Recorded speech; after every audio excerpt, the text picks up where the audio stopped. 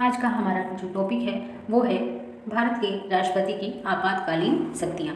इसका वर्णन भारतीय संविधान के भाग 18 में किया गया है और राष्ट्रपति की कार्य एवं शक्तियाँ हम देख चुके हैं। इस वीडियो का जो लिंक है वो मैं डिस्क्रिप्शन में जो है दे देती हूँ, आप वहाँ से देख सकते हैं। तो आज हम देखते हैं कि राष्ट्रपति की आपातकालीन शक्तियाँ क्या क्या हैं। ये बीए फर्स्ट ईयर राजनीति विज्ञान के जो पेपर 2 है, जिसका सब्जेक्ट कोड है 102 या 102, उसके सिलेबस का भाग है और ये गोरखपुर यूनिवर्सिटी तथा उससे अफिलिएटेड कॉलेज के लिए यूजफुल है। साथ ही अन्य भी किसी कॉम्पिटिशन की तैयारी करते हो तो उसके लिए भी यूजफुल है।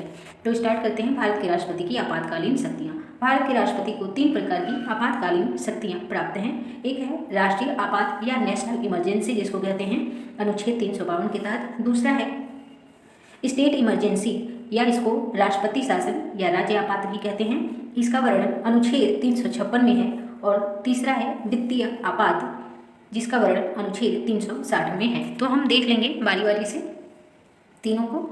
देखिए, जब हम नेशनल इमरजेंसी या राष्ट्रीय आपात की बात करते हैं तो इसके लगने के क्या कारण हैं? तो 3 कारण हो सकते हैं, या तो बाह्य आक्रमण, या तो भारत किसी युद्ध में शामिल हो, ठीक है, और तीसरा है सशस्त्र विद्रोह।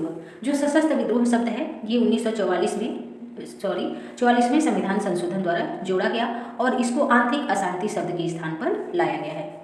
मंत्रिमंडल के लिखित परामर्श पर राष्ट्रपति द्वारा जो है राष्ट्रीय आपात अर्थात नेशनल इमरजेंसी की घोषणा की जा सकती है। राष्ट्रपति जब इसकी घोषणा कर देते हैं तो जो है संसद की स्वीकृति 1 माह के भीतर मिल जानी चाहिए, वो भी किसे?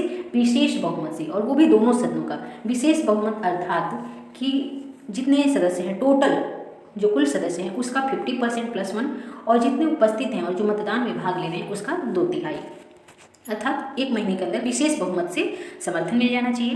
दूसरा, अवधि जो है अनिश्चित काल तक है, यानी कितने भी समय तक इसको बढ़ाया जा सकता है, लेकिन प्रत्येक 6 महीने के बाद संसद का अनुमोदन मिलना चाहिए।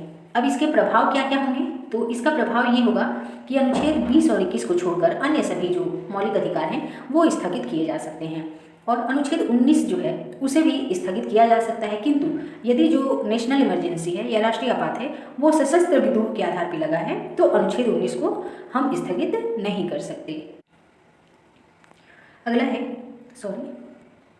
अगला प्रभाव ये होगा कि केंद्र सरकार की जो कार्यपालिका शक्ति है उसका विस्तार राज्य सरकार की कार्यपालिका शक्ति को निर्देश देने तक हो जाएगा और संसद को राज्य सूची के विषय पर कानून बनाने का अधिकार प्राप्त हो जाएगा। तो 3 हमने प्रभाव देखे।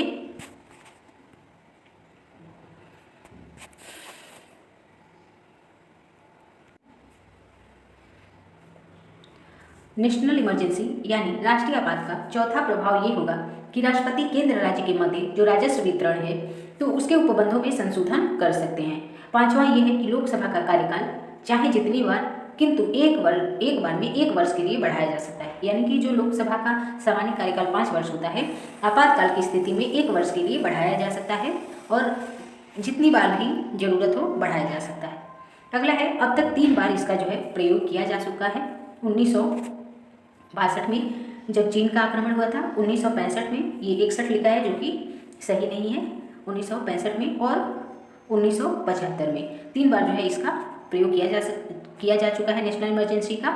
और समाप्ति की बात करें तो राष्ट्रपति कभी भी एक घोषणा द्वारा जो है नेशनल इमरजेंसी या राष्ट्रीय आपात को समाप्त कर सकते हैं। इसके अलावा लोकसभा को यह अधिकार प्राप्त है कि लोकसभा के जो सदस्य हैं उसमें से 1/10 सदस्यों की मांग पर एक बैठक बुलाई जाए और उस बैठक में यदि लोकसभा साधारण बहुमत से जो है राष्ट्रीय आपात को समाप्त करने के लिए प्रस्ताव पारित कर देती है तो राष्ट्रीय आपातकाल यानी नेशनल इमरजेंसी 352 को समाप्त किया जा सकता है। अब आते हैं कि जो स्टेट इमरजेंसी है या जिसको हम राष्ट्रपति शासन कहते हैं या राज्य आपात कहते हैं वह क्या है? कारण, यदि संवैधानिक तंत्र विफल हो जाए, ठीक है, या राज्यपाल जो है ऐसा कहे राष्ट्रपति से करने के लिए, और संवैधानिक तंत्र के विफल होने का मतलब है कि जो राज्य का जो संचालन है वो संविधान के अनुसार न हो सके, या एक प्रकार से कह सकते हैं कि राज्य सरकार केंद्र सरकार के निर्देशों का पालन न कर सके, केंद्र के निर्देशों का पालन करने में असमर्थ हो, तो ऐसे में राष्ट्रपति शासन या स्टेट इमरजेंसी लगाई जा सकती है। यहाँ पे जो एक आप देख रहे हैं शब्द लिखा है कि जब राज्य सरकार द्वारा केंद्र सरकार के निर्देशों का पालन न करना, ऐसी कंडीशन में भी केंद्र सरकार जो है क्या कर सकती है? जो है स्टेट इमरजेंसी लगा सकती है। और यही कारण है कि आप देखते हैं केंद्र में जब कोई सत्ता आती है, कोई सरकार आती है, तो वो अपनी शक्ति का दुरुपयोग भी करती है और अपने विरोधी पार्टी की सरकारों को जो अलग अलग राज्यों में हो उन वहाँ पे राष्ट्रपति शासन लगाने का प्रयास भी करते हैं।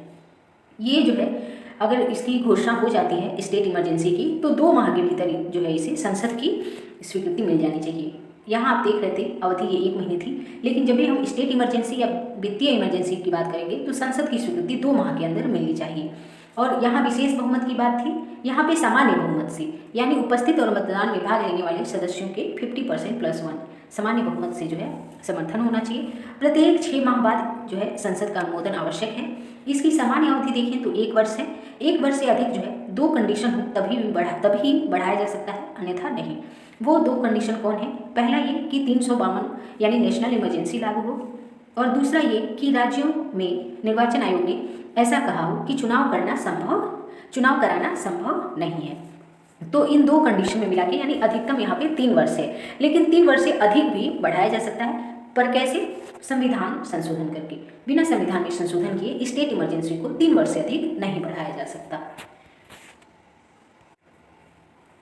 स्टेट इमरजेंसी के प्रभाव क्या होंगे? तो ये होगा कि राज्य विधानसभा भंग हो जाएगी, केंद्र और राज्य के बीच शक्तियों का जो विभाजन है वो समाप्त हो जाता है। एक तरीके से संघीय शासन एकात्मक शासन में परिवर्तित हो जाता है। जो मौलिक अधिकार यानी फंडामेंटल जो राइट है वो 20 और 21 को छोड़कर अन्य सभी जो है स्थगित कर दिए जाते हैं। राष्ट्रपति राज्यों के लिए अध्यादेश जारी कर सकते हैं यदि संसद अधिवेशन में ना हो तब। राष्ट्रपति द्वारा कार्यकारी शक्तियों को अपने हाथ में लिया जा सकता है और राष्ट्रपति हाई कोर्ट की शक्ति को छोड़कर अन्य सारी शक्तियां भी चाहे तो अपने हाथ में ले सकते हैं। राष्ट्रपति राज्य की विधायी शक्तियों को संसद को सौंप सकते हैं। रही बात स्टेट इमरजेंसी के समाप्त होने की यानी राष्ट्रपति शासन के समाप्त होने की, तो राष्ट्रपति कभी भी जो है स्टेट इमरजेंसी अर्थात जो है राष्ट्रपति शासन को समाप्त कर सकते हैं। लोकसभा सामान्य बहुमत से इसे समाप्त कर सकती है। आज तक ये 130 से अधिक बार प्रयोग किया जा चुका है। अगला जो आपातकालीन शक्ति है वो है वित्तीय आपात अनुच्छेद 360 के तहत। कारण राष्ट्रपति को यदि समाधान हो जाए कि देश में या उसके किसी भाग में वित्तीय स्थायित्व या साख संकट में है तो जो है वित्तीय आपात की घोषणा की जा सकती है। यहाँ राष्ट्रपति से तात्पर्य है मंत्रिपरिषद, क्योंकि आप जानते हैं राष्ट्रपति अपने कार्य प्रधानमंत्री सहित मंत्रिपरिषद के परामर्श से ही करते हैं। तो इस तरह की जो वित्तीय आपात है उसकी स्वीकृति संसद द्वारा 2 माह के अंदर होना चाहिए और वो भी सामान्य बहुमत से। ठीक है। फिर इसमें एक विशेषता आप ये देखते हैं कि ये जो दोनों आपातकाल थे, चाहे नेशनल इमरजेंसी हो चाहे स्टेट इमरजेंसी हो, यहाँ पे हर 6 महीने पे मंजूरी जो है संसद की स्वीकृति लेनी आवश्यक थी। लेकिन जो वित्तीय आपात है वहाँ पे यदि एक बार संसद ने अपनी स्वीकृति दे दी तो ये अनंत काल के लिए जारी रह सकता है, यानी हर 6 महीने पे जो है इसको स्वीकृति की आवश्यकता नहीं होती है। अब हम देखते हैं कि वित्तीय आपात के प्रभाव क्या क्या होंगे। तो अनुच्छेद 360 यदि लागू हो जाता है तो क्या प्रभाव होगा? केंद्र सरकार के कर्मचारियों के वेतन भत्तों में कटौती की जा सकती है। राज्य सरकार के कर्मचारियों के वेतन भत्ते में कटौती की जा सकती है। राजस्व का जो बंटवारा होता है केंद्र और राज्यों के बीच उसमें संशोधन किया जा सकता है और आज तक ये कभी भी लागू नहीं किया गया है, जो कि बहुत ही अच्छी बात है। तो इस प्रकार से हमने जो है नेशनल इमरजेंसी, स्टेट इमरजेंसी और फाइनेंस से संबंधित जो इमरजेंसी होता है तीनों तरह के आपातकाल को हमने पढ़ा। आई होप कि ये आपके लिए हेल्पफुल रहा होगा और किसी टॉपिक पे आप वीडियो चाहते हैं तो आप अपनी राय कमेंट बॉक्स में लिख सकते हैं। अभी के लिए इतना ही। धन्यवाद।